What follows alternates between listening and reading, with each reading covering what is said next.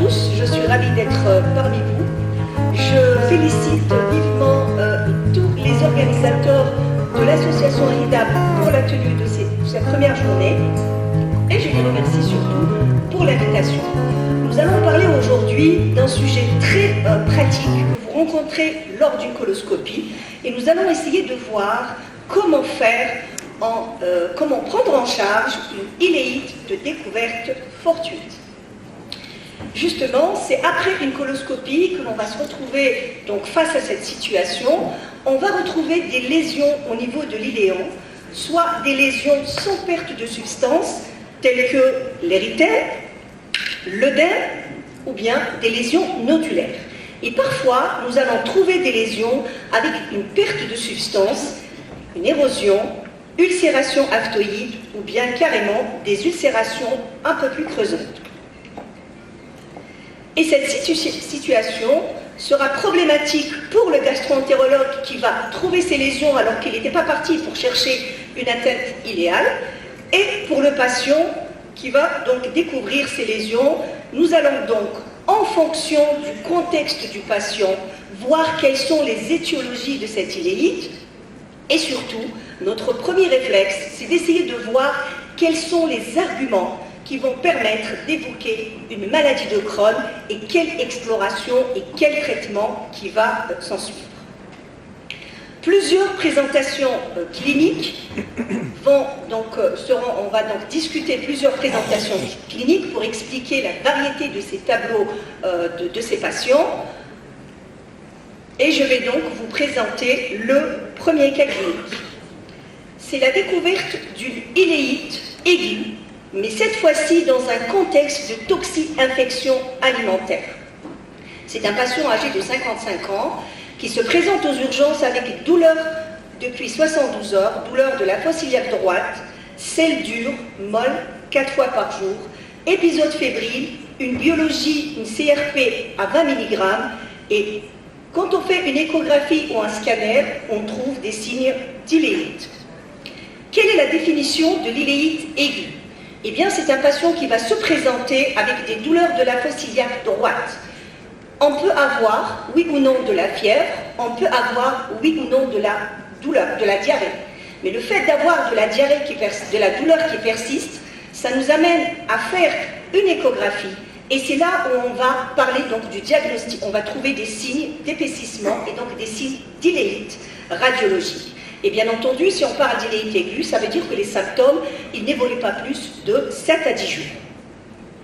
Les signes radiologiques, donc c'est l'épaississement, pour ceux qui font, c'est facile à retrouver, épaississement de la dernière anse iléale et des signes indirects tels que adénopathie. Que ça soit l'échographie et parfois, surtout quand on va dans les cliniques, on va vite vers le scanner, on va trouver ces signes, ça va affoler le malade et il va vite demander une échographie parce qu'on lui dit tu as une iléite inflammatoire, tu as une iléite terminale, ça peut être un début de maladie de Crohn. Alors, quelles sont les iléites aiguës? Quelles sont les étiologies des iléites aiguës? Les étiologies sont infectieuses. On évoquera inflammatoire, ça peut être un début de maladie de Crohn, des diagnostics très précoces. Ça peut être vasculaire, médicamenteux, ou bien une radiothérapie, ou bien une lésion gynécologique à proximité. Les causes d'iléite aiguë dans ce travail espagnol montrent très bien que l'étiologie infectieuse représente un tiers des cas. Ensuite, c'est l'étiologie idiopathie et 10% à 12% de maladies de Crohn. Parmi les étiologies infectieuses, il faut savoir que l'étiologie la plus importante et qui a été retrouvée, c'est Yersinia, ensuite Campylobacter jejuni et Salmonelle. Et dans ce travail espagnol, on nous dit qu'il vaut mieux faire des coprocultures pour avoir le germe, essayer de traiter. Et moi je pense qu'en Algérie, il est plus facile de faire un traitement d'épreuve par quinonol, et ce qui est recommandé aussi par les sociétés savantes, et voir l'évolution du patient. S'il s'améliore, c'est parfait. S'il ne s'améliore pas, c'est à ce moment-là qu'on va demander une coloscopie. Donc pour ce premier cas clinique, je pense que le message est clair. Devant sa situation aiguë, quand il y a une toxi-infection alimentaire, allez-y vers un traitement. Et les traitements quinonol, c'est le premier qui est actuellement recommandé. Quelles sont les causes principales d'iléite aiguë? Donc en gros, on va discuter les infectieuses dont on vient de parler. On peut aussi donc diagnostiquer une maladie de Crohn au stade précoce et aussi parler d'une tuberculose iliale dans sa localisation iliale, bien que très rarement on n'a pas ça en aigu, mais ça arrive, ça dépend du tableau clinique. Et la différence en endoscopie, on en parle déjà, que par exemple les ulcérations pour la maladie de Crohn, c'est plus des ulcérations longitudinales, c'est plus des ulcérations en rail, comme on a l'habitude de voir. Par contre, dans la tuberculose, c'est des ulcérations circonférentielles. Et au niveau de la paroi, il y a un épaississement qui est symétrique pour la maladie de Crohn et asymétrique dans la tuberculose, mais aussi un autre signe d'appel, c'est la taille des ganglions. Et la taille des ganglions, elle est plus importante dans la tuberculose et parfois le radiologue nous dit attention, c'est une adénopathie qui est nécrosée. Et là, ça nous interpelle pour aller plutôt vers le diagnostic de maladie de Crohn.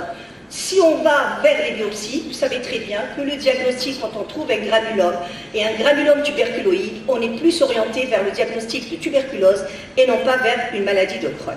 Donc tout cela doit être pris en compte dans l'analyse du tableau clinique, biologique, radiologique pour essayer donc d'être orienté vers tel ou tel diagnostic. Deuxième situation, elle est plus gênante cette situation parce que c'est un patient qui est complètement asymptomatique. Et on découvre fortuitement une iléite. Il y a un problème là au niveau de votre... ça passe pas. Pourquoi? S'il vous plaît.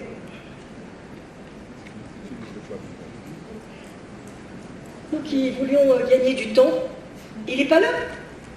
Utilise le clavier, gamin. Comment? Utilise le clavier. Mais là, chez moi, c'est la bonne plaque. Non, c'est bloqué. Oui, oui, je vois. Parce qu'il ne m'a pas mis en... S'il vous plaît. Il n'a pas mis en diaporama, et donc dès qu'on touche, ça bouge. Alors, le deuxième cas, c'est une découverte fortuite, donc chez un patient qui est complètement asymptomatique. Essayez de mettre en diaporama, s'il te plaît, comme ça bouge pas. Donc, Amine, 45 ans.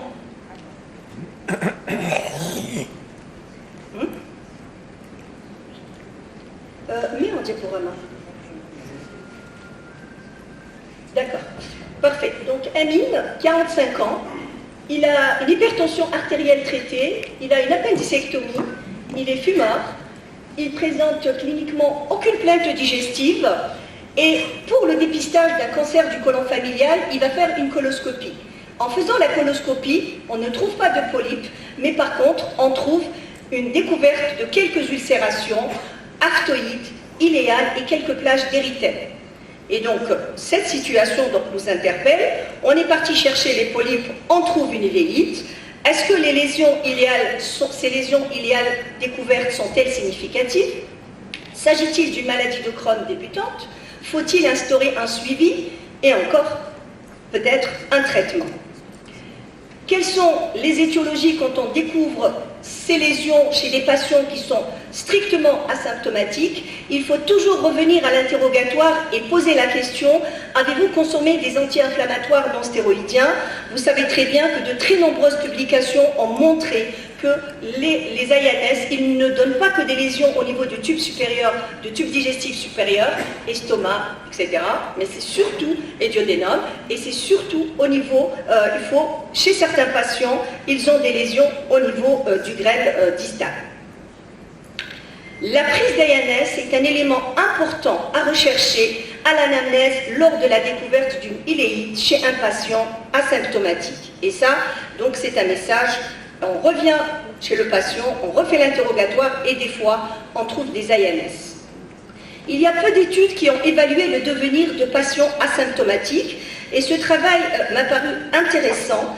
En effet, 93 patients, dont 31, la moitié, un tiers avaient des lésions persistantes et on voit qu'au contrôle sur 30 mois, quand les ulcérations persistent, il y a un risque de développer une maladie de Crohn, mais regardez, l'incidence est très faible. Quand le patient est asymptomatique, même si on trouve des lésions, on ne va pas penser directement à la maladie de Crohn, et c'est ça un peu le message de ce cas clinique. cas clinique, c'est la découverte fortuite d'une iléite terminale, toujours chez un patient. Par contre, ce patient, il est symptomatique. Tout à l'heure, il était asymptomatique, mais là, il a des symptômes, peut-être, de syndrome de l'intestin irritable.